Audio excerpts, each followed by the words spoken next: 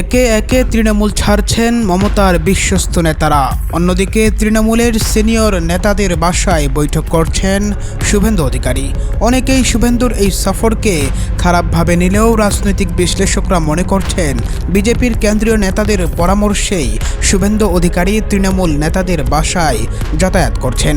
তবে কি মমতার সামনেই তৃণমূলকে ধ্বংসের দ্বারপ্রান্তে পৌঁছে দেওয়া হচ্ছে? প্রিয় দর্শক, আজকের বিশেষ প্রতিবেদনটি দেখার আগে চ্যানেলটি সাবস্ক্রাইব করে দিবেন, কমেন্টে জানিয়ে দিবেন কোন জায়গা থেকে ভিডিওটি দেখছেন। বাংলার রাজনীতিতে সাম্প্রতিক সময়ের সবচেয়ে আলোচিত ঘটনাগুলোর একটি হয়ে উঠেছে দিল্লিতে তৃণমূল কংগ্রেসের একাধিক সাংসদের সঙ্গে মুখ্যমন্ত্রী শুভেন্দু অধিকারীর বৈঠক। নির্বাচনে ক্ষমতা হারানোর পর থেকেই তৃণমূলের অভ্যন্তরে অসন্তোষ এবং নেতৃত্ব নিয়ে প্রশ্ন ক্রমশ প্রকাশ্যে আসছিল। তবে শতাব্দী রায়ের বাসভবনে অনুষ্ঠিত এই বৈঠক সেই অসন্তোষকে নতুন মাত্রা দিয়েছে। রাজনৈতিক মহলের মতে এটি শুধুমাত্র একটি সৌজন্য সাক্ষাৎ নয়, বরং পশ্চিমবঙ্গের রাজনীতিতে চলমান পুনর্বিন্যাসের একটি গুরুত্বপূর্ণ অধ্যায়। বিশেষ করে বৈঠক শেষে শুভেন্দু অধিকারীর ভিত্তি সাইন দেখানো ঘটনাটি এই জল্পনাকে আরও উস্কে দিয়েছে। তৃণমূলের ভাঙ্গন এখন আর কেবল গুজবের পর্যায়ে নেই, বরং তা বাস্তব রাজনৈতিক রূপ নিতে শুরু করেছে। দিল্লিতে অবস্থানরত তৃণমূল নেত্রী মমতা ব্যানার্জির উপস্থিতিতেই দলের একাংশের সাংসদের এমন সক্রিয়তা স্বাভাবিকভাবেই রাজনৈতিক গুরুত্বপূর্ণ বহন করছে। সূত্রের দাবি অনুযায়ী প্রায় ২০ জন সাংসদ এনডিএ জোটে যোগদান ইচ্ছে প্রকাশ করেছেন। যা সত্য হলে তা হবে সাম্প্রতিক ভারতীয় রাজনীতির অন্যতম বড় দলবদলের ঘটনা।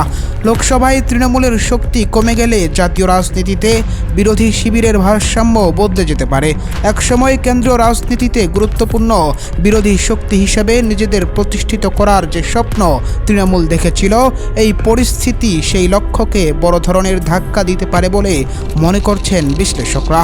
ফলে দিল্লির এই বৈঠক এখন জাতীয় রাজনীতিরও অন্যতম আলোচ্য বিষয় হয়ে উঠেছে। শতাব্দী রায়ের বাসভবনে উপস্থিত সাংসদের তালিকাও রাজনৈতিক মহলে বিশেষ কৌতূহল তৈরি করেছে। জুন মালিয়া, অসিত মাল, আবু তাহের খান, খলিলুর রহমান সহ একাধিক পরিচিত মুখ সেখানে উপস্থিত ছিলেন বলে জানা গেছে। প্রকাশ্যে এই জমায়েতকে চার চক্র বলা হলেও রাজনৈতিক পর্যবেক্ষকদের মতে এমন এক সংকটময় সময়ে এতজন প্রভাবশালী সাংসদের একত্রিত হওয়া নিছক সামাজিক আড্ডা হিসেবে দেখার সুযোগ নেই। বিশেষত দিনের শুরুতে বিজেপি নেতা ভূপেন্দ্র যাদবের বাসভবনে বৈঠক এবং সন্ধ্যায় শতাব্দীর বাড়িতে দ্বিতীয় দফার আলোচনা। এই ধারাবাহিকতা ইঙ্গিত দিচ্ছে যে পর্দার আড়ালে বড় ধরনের রাজনৈতিক সমীকরণ তৈরি হচ্ছে। তাই এই বৈঠকের প্রকৃত তাৎপর্য আগামী কয়েক দিনেই আরও স্পষ্ট হয়ে উঠতে পারে। রাজনৈতিক বিশ্লেষকদের একটি বড় অংশ মনে করছে লোকসভায় সম্ভাব্য এই ভাঙ্গন যদি বাস্তবে রূপ নেয় তাহলে তার সরাসরি প্রভাব পড়বে পশ্চিমবঙ্গের রাজনীতিতেও। ইতিমধ্যে বিধায়কদের একাংশের অসন্তোষ নিয়ে আলোচনা চলছে। তার উপর সাংসদের মধ্যে দলত্যাগের প্রবণতা দেখা দিলে তৃণমূলের সাংগঠনিক কাঠামো বড় ধরনের চ্যালেঞ্জের মুখে পড়বে। একই সঙ্গে বিজেপি শিবিরের জন্য এটি হবে রাজনৈতিকভাবে অত্যন্ত লাভজনক একটি পরিস্থিতি। কারণ দীর্ঘদিন ধরে পশ্চিমবঙ্গে ক্ষমতার বাইরে থাকার পর দলটি এখন প্রশাসনিক ও সাংগঠনিক উভয় ক্ষেত্রেই নিজেদের অবস্থান শক্তিশালী করার চেষ্টা করছে। সেই প্রেক্ষাপটে তৃণমূলের অভ্যন্তরীণ সংকট বিজেপির জন্য নতুন রাজনৈতিক সুযোগ তৈরি করতে পারে। সব মিলিয়ে দিল্লির এই বৈঠককে কেন্দ্র করে পশ্চিমবঙ্গের রাজনীতিতে নতুন এক অধ্যায়ের সূচনা হয়েছে বলেই মনে করা হচ্ছে। শুভেন্দু অধিকারীর আত্মবিশ্বাসী উপস্থিতি, সাংসদদের ধারাবাহিক বৈঠক এবং দলবদলের জোরালো জল্পনা সবকিছু মিলিয়ে পরিস্থিতি এখন অত্যন্ত উত্তপ্ত। আগামী দিনে আরও সাংসদ বা নেতারা অবস্থান পরিবর্তন করেন কিনা সেদিকেই নজর থাকবে রাজনৈতিক মহলের। একই সঙ্গে এই সংকট মোকাবেলায় মমতা বন্দ্যোপাধ্যায় কী কৌশল গ্রহণ করেন সেটিও গুরুত্বপূর্ণ হয়ে উঠবে। কারণ এই মুহূর্তে প্রশ্ন শুধু কয়েকজন সাংসদের দলত্যাগ নয়, বরং পশ্চিমবঙ্গে তৃণমূল কংগ্রেসের ভবিষ্যৎ রাজনৈতিক অবস্থান ও অস্তিত্ব নিয়েও নতুন করে আলোচনা শুরু হয়েছে। দিল্লির রাজনৈতিক অঙ্গনে সোমবারের ঘটনা প্রবাহ তৃণমূলের কংগ্রেসের জন্য এক বড় ধাক্কা হিসেবেই দেখা হচ্ছে। যখন দলের শীর্ষ নেত্রী মমতা বন্দ্যোপাধ্যায় রাজধানীতে উপস্থিত ছিলেন এবং সাংগঠনিক সংকট মোকাবেলার চেষ্টা করছিলেন, ঠিক সেই সময়ে একদল বিদ্রোহী সাংসদ প্রকাশ্যে দলের সংসদীয় নেতৃত্ব থেকে নিজেদের দূরে সরিয়ে নেওয়ার পদক্ষেপ নেন। কাকলি ঘোষ দস্তিদারের নেতৃত্বে স্পিকারের দপ্তরে জমা দেওয়া চিঠি কার্যত স্পষ্ট করে দেয় যে তৃণমূলের ভেতরে দীর্ঘদিন ধরে জমে থাকা অসন্তোষ এবার প্রকাশ্যে রূপ নিতে শুরু করেছে।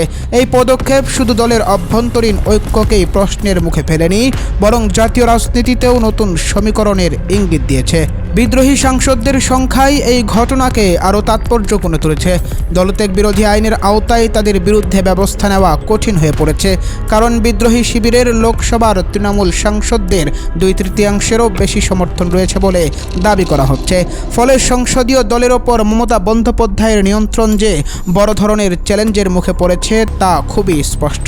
রাজনৈতিক বিশ্লেষকদের মতে বিধানসভা নির্বাচনের পর যে সাংগঠনিক দুর্বলতার ইঙ্গিত পাওয়া গিয়েছিল, এই ঘটনা সেই সংকটকে আরও গভীরভাবে সামনে নিয়ে এসেছে।